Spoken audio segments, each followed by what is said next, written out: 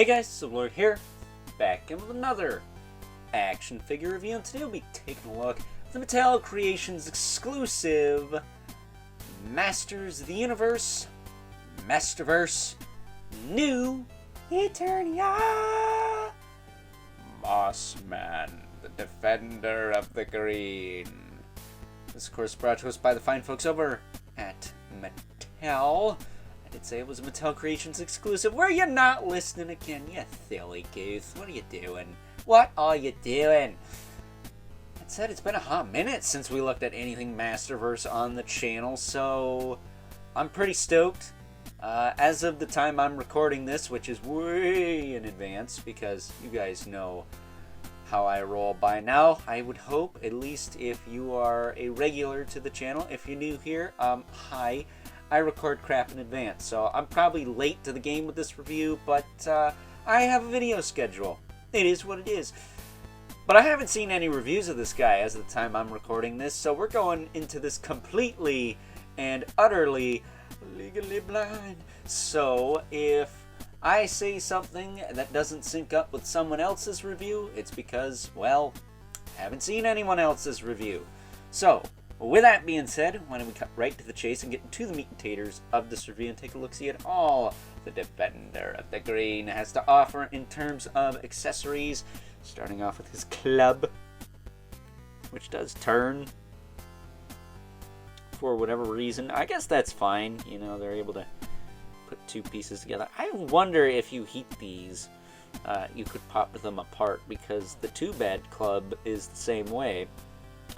I almost wonder if this isn't the same handle as the Too Bad Club. I don't think so, but I'm not sure. But obviously his club is made out of, I don't know, rock or wood or something. And then for some reason, he comes with a knife. Like a legit knife. This isn't made out of like stone or something. This is a legit like metal knife. Excuse me, that goes on his belt there, which comes packaged separately but isn't too difficult to put on. Then the coolest part that he comes with, probably anyways, is this vine hand. Or as I like to call it, the interchangeable salad fingers hand. Kinda wish he had two of these. Only has the one. You can put it on either side, but that's all you get. And that kind of sucks, because this belt that he's rocking could have easily been packaged on him. Heck, they could have put it on with this knife in there. Made plenty of space for the extra hands that this particular body mold is known for having. We got a grip hand, we got an open hand, but we don't have a left grip hand and a right fist. Both of which were included with the deluxe new Eternia Beastman from a couple years ago now. So kind of sucks that we didn't get stuff that already exists, but this is probably how I would display mine anywho, so I guess it's not that big a deal, but I don't know. I like options. Options are nice. Taking a closer look at Mossman. He is pretty gnarly looking. I assume this is supposed to replicate the Beastman armor in a way. It's got the spikes going up and around his shoulders and traps and neck area. There's that little knife sheath again. We'll just put that in there now. Get that over with here. Slips in and it snaps into place. It's not like a hard click, but it's a soft little, so you know it ain't gonna fall out. I like that. But these shin guards are separate pieces. You'd have to heat up the feet to get them off. I don't know why you do that, but you can take them off. You just want a bare bones Mossman. The belt, of course, is a separate piece. The armor up here, which I guess is like part of him, kind of. That is a separate piece. It's got a couple notches back here. You can take it off that way. These bicep pieces you could slip off along with this gauntlet and this gauntlet. You just got to pop off the hands. I would recommend heating anything that's tight on him. I didn't have too many issues with my particular figure here, But I have seen people breaking some more recent Masterverse figures like the Tila and the Hordak in particular. I haven't seen anything really on Cobra Khan, but I have heard that some of the new Masterverse offerings are a bit tight. This guy thankfully wasn't, to my surprise, despite the fact how big he is. So why don't we talk about his articulation. His head will rotate, look up and down a little bit. Kind of looks like Kelsey Grammer in a way. Particularly when he played Beast in X-Men Last Stand? I can't remember. His shoulders will go up and down. They'll rotate back and forth. I did have to carefully work this one a little loose just by gingerly turning it. It's still kind of stiff, but it works okay. There's probably just some excess plastic in there, and that's what's causing it to do that. He does have a bicep swivel. He's got a double jointed elbow. So it does work okay. Didn't have any issues with that initially. He's got a swivel and a hinge in the wrist. On both sides it's the same hinge, so wrong hinge for holding weapons. Boo-hoo. He does have a diaphragm joint that will actually rotate. He does have the upgraded torso, so that's cool. He can lean back and forth. It's not the tightest thing ever, but it's not like... he does have a waist twist.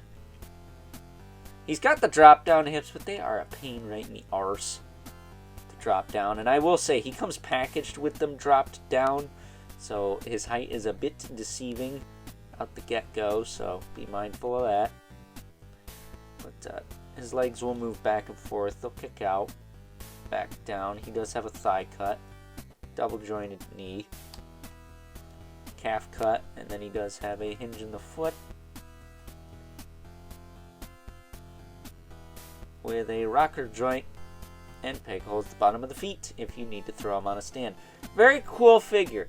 Mossman is one of my favorite heroic warriors, if not my favorite heroic warrior. So to get him in the new Eternia style is awesome. We got him and Roboto in the same year. They're like my two favorite. Of course, I like the not human characters, but you know what? Sue me. Although I did think Buzz-Off was cool. I mean, he's not a human either, but he's like freaking Honey Nut Cheerios looking son of a gun. But let's give him his club. Which can be easier said than done sometimes, but thankfully his hands are dummy enough he can just kind of wedge it in there, do that, and then I like to turn his hand so it takes up less room.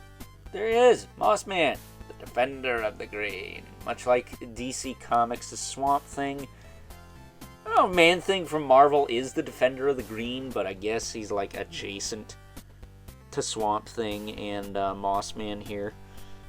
But I will say, well, I don't know if this is like the best Mossman ever. It's the coolest looking, I think. He's got like the heavy metal hair. He's got the spikes. He's freaking jacked. Like, I think it's cool.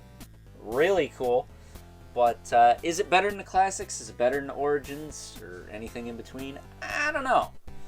I'll leave that up to you. I will say, I do think it's an upgrade from the Revelation Masterverse, because that one had terrible feet. Cool in design, but bad in function. So with that being said, I think it is time now that we move right along and take a look at some size comparisons. First up, here is good old Mossman, the Defender of the Green. Alongside the last new Eternia figures we looked at from the Masterverse line, we have Ninjor and Terraka Skeletor. And while they're both evil warriors, it pretty much gets the point across that, yeah, Mossman's a bit of a chungus.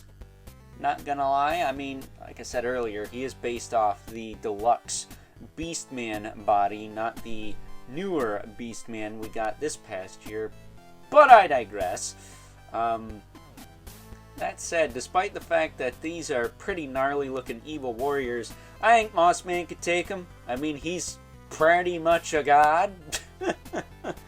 a god of the forest and whatnot, so, yeah, I don't know if they stand much of a chance against him. Unless, you know, Ninjor has fire abilities, because, well, we all know how that went down in Revelation, don't we? Now that you're scarred, let's get these two out of the way. Bring in our two regulars, the Mythic Legions, Radhamandivalith. Right there. In the infamous Current 11 Spawn, who's probably not towering over everyone today, I imagine. Yeah, Mossman's a little bit taller than good old Al Simmons there, but having Spawn in here next to this Mossman kind of makes me wish the Todd Father would give us a new Heap figure. Anyone remember the Heap? He's like the big, scary-looking monster guy made of garbage. There's an old figure back in the day that kind of stunk like garbage. Thankfully, the one I have doesn't anymore. Phew, dodged a bullet there. But, at any rate, it's time now that we move right along and wrap things up with some final thoughts. Overall and in our current economy is good old Mossman, the Defender of the Green. Here, worth the $45 price tag from the fine folks over at Mattel Creations. I'm gonna say new, but I don't feel ripped off, if that makes sense. We all know when the Beastman came out, he was fully loaded with all kinds of stuff. Unfortunately, due to the current climate, those days are kind of over.